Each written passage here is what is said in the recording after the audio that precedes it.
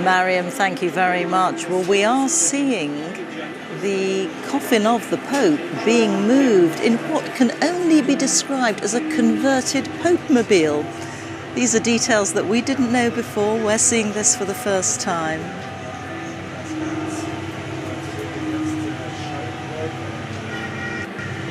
And Aleem, you've had experience, of course, of following the Pope around in his Popemobile during his papacy. Well, of course, the last time we saw the Pope in public was in a Popemobile on Easter Sunday as he was blessing the crowds right here and drawing energy from the crowds. That's what he did on all those foreign trips. And there was one occasion actually in South Sudan where I accidentally got caught walking right behind a Popemobile. I'd taken the wrong turn and ended up there and followed it all the way around. And extraordinary to see close up the way in which he was greeted, but also the way he loved being in a position where he was in such close contact with the public. And this is extraordinary to see, this part of all of this, that this is how his final journey will map out, that he will have those crowds lining the streets as he was used to in life as his final journey. I mean, this is something we have not seen before. To have a Pope being buried some way from the Vatican. And what we're seeing here is him passing, the Popemobile adapted, as you were saying, just passing by the Paul VI audience hall where he would meet very, very large numbers of people. And I understand that the route to St. Mary Major is going to take in a number of places which were significant in Rome in his pontificate. And there's something very special about this, and I'm sure Francis would have thought about it. This is also a Rome moment. He was the Bishop of Rome, and he took that title seriously. He was a wonderful shepherd to the people of Rome. And this, of course, will be a very Roman moment now that we're seeing, and a chance for the Roman people to give him thanks for all that he did for them. And I think they will have been very attentive to that, and they will have noticed, the cardinals that is, those moments when Aleem was saying people burst into applause. The people of God were giving their own verdict when they clapped like that. Well, exactly. I mean, to talk so overtly in that homily about the issues that Pope Francis cared about, to talk about the environment, to talk about peace, using the words that Pope Francis had used himself in life, saying that war was in itself a defeat for everyone. And that's something Pope Francis has said a lot. War in itself was a failure. And what a beautiful spring day for all of this. You know, I've so often been in Rome where it's really hot and the crowds, it can get very uncomfortable, but this feels very different. Temperature's lovely. There aren't too many people, but there are enough people to show just how much he touched people's hearts. Just see the Colosseum. We could just see the Colosseum ahead where the procession is going. Aleem, Austin mentioned earlier when we were talking about the homily about the discreet message to the cardinals about the task that they have ahead of them.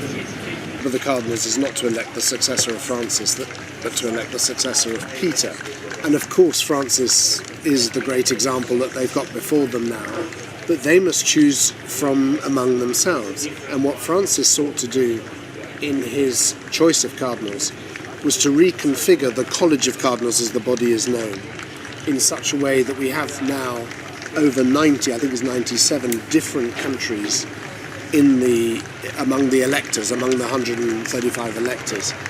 And he appointed cardinals, and this is where he really broke with his tradition, in appointing cardinals from countries where there were small, often very small, Christian populations.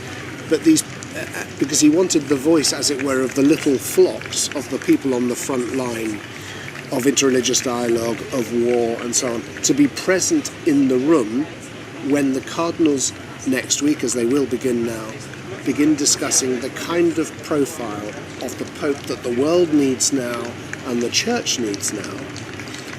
They will begin with, well, what is the world doing at the moment? What is the reality? And that's where the voice of these people from the peripheries of the Church are very, very important. Line upon line of people. It's lovely, and I have a little smile on my face because just thinking about how Pope Francis had planned that, that the final goodbye wouldn't happen. It wouldn't be the dignitaries. It wouldn't be the heads of state and the reigning monarchs that would say the last goodbye. But this is how he wanted it. He left all of that behind, just as he did, on his trips. The diplomatic events will always be as brief as possible. There were times where he looked like he was even sort of nodding off as well, and society. It was about getting to everybody if he could.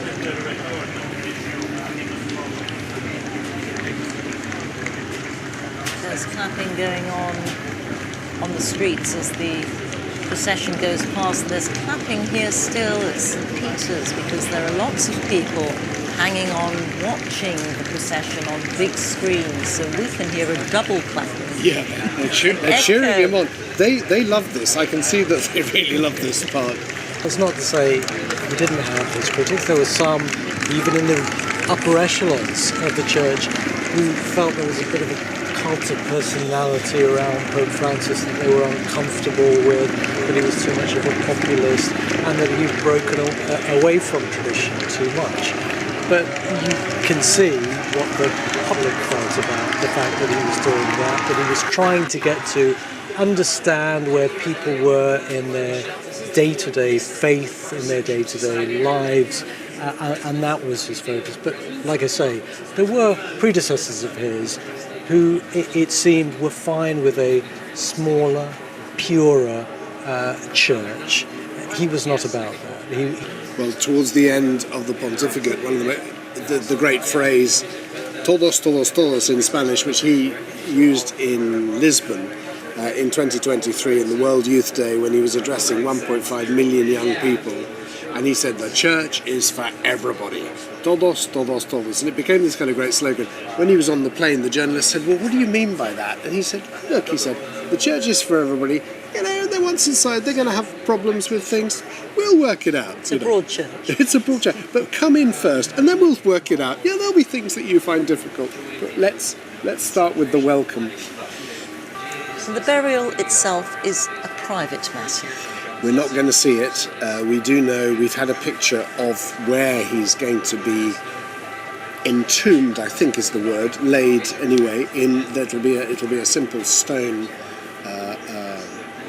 place where his body will be entombed, and the coffin being taken into the Basilica, and then the entombment itself will take place this evening, as I understand it. There, by the way, is the famous icon where he used to pray. Every time he went on a trip, he would come here first to pray, and then after a trip, he'd come back and give thanks. The icon, he also had with him that famous night on the 27th of March when he prayed for the whole world. It was up there with him in the square.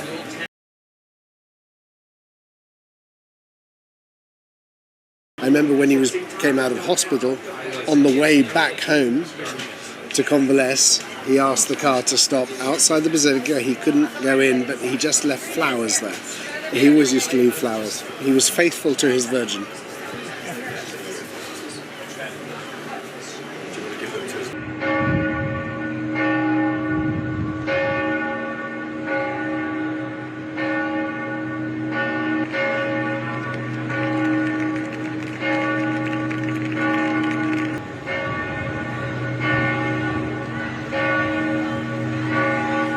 On these steps that greets the coffin before it goes into the Basilica, homeless shelters around the city.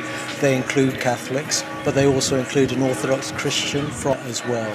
So a sense that after all the pageantry, all the ceremony, and From everything that Halim has just said about the people who are waiting to receive him, to the fact that this is happening at all But as a disciple of Christ. And I think this is what we're seeing.